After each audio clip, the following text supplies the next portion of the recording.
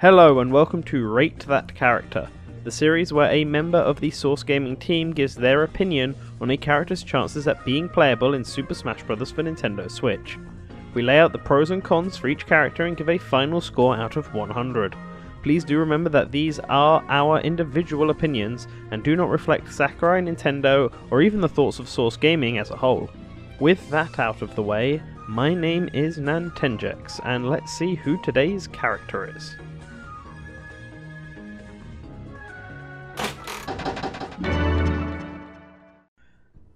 After the Earth was destroyed by an alien invasion, the survivors escaped in arcs and began to settle across the galaxy. One of these arcs landed on Mira and the inhabitants began their new lives protected by the new LA army, known as the Blades. Elma is the leader of a Blade squad called the Skeleton Crew, consisting of Lyn and Cross, the player character. Elma is a serious but thoughtful leader who is skilled in swords, guns and scales, but can she transition these skills into Smash? Back when Smash 4 began development, the Xenoblade Chronicles series was a fairly fresh IP with one game under its moniker. This made Shulk an unusual newcomer. However, since then the original game got a 3DS port and 2 sequels have been released. Each game has been more successful than the last, making the series a rising star and earning it another spot on the roster. Elma is pretty much the protagonist of X and definitely its most popular and iconic character. Cross as an avatar is the main character, but he or she is such a blank slate with little actual character that Elma makes so much more sense.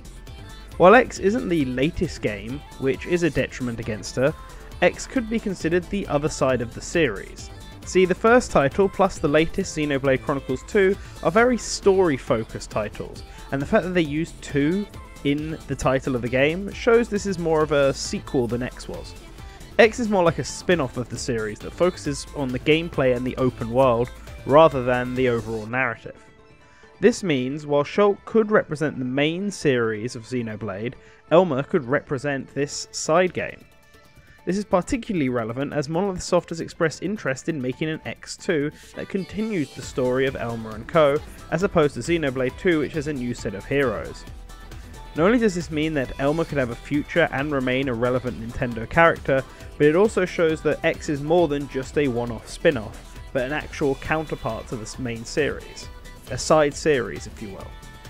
One final point that could be in Elma's favour is something Sakurai spoke about in the late 2016. He said that for a game project he was working on, which is almost certainly Smash, he bought a robot mecha figure so he could use the gun for a reference. Many fans have been wondering who this could be for, but the gun, and mech, bear some slight resemblance to Elma's guns and her scale, so perhaps this could be for that.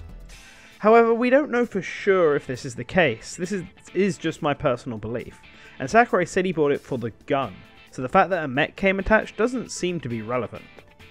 While Elma is basically the protagonist of X, she isn't actually the main character. This is Cross, and while he or she is just an avatar and quite dull, as the player character and a blank slate, they would allow Sakurai more freedom for moveset and design, which could be appealing. The biggest issue in Elma's way, however, is the release of Xenoblade Chronicles 2 last year.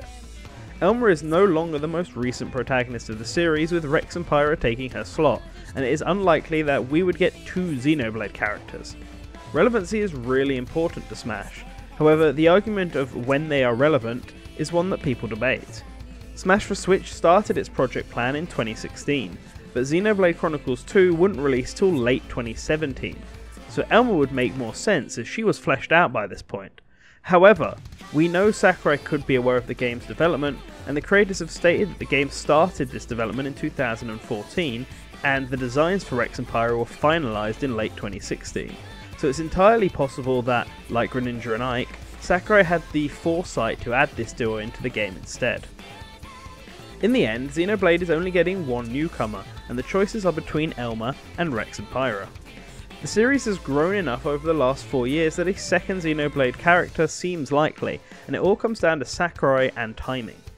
When Sakurai worked on the plan, was Elma the easier choice due to Rex and Pyra still being in development, or did Sakurai use foresight like he did with Greninja and leave Elma in the dust? I guess we'll just have to wait and find out.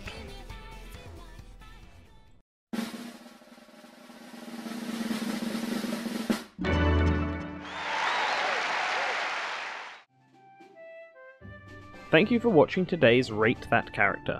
If you liked this video, then give us a like and share with your friends. Let us know in the comments your thoughts on today's character and give us a suggestion for a future character you would like us to rate. I want to thank all our patrons, in particular our super patron, the Duke of Dorks. A link to his channel can be found below. Make sure you hit that subscribe button so you can stay up to date, and always remember to return to the source.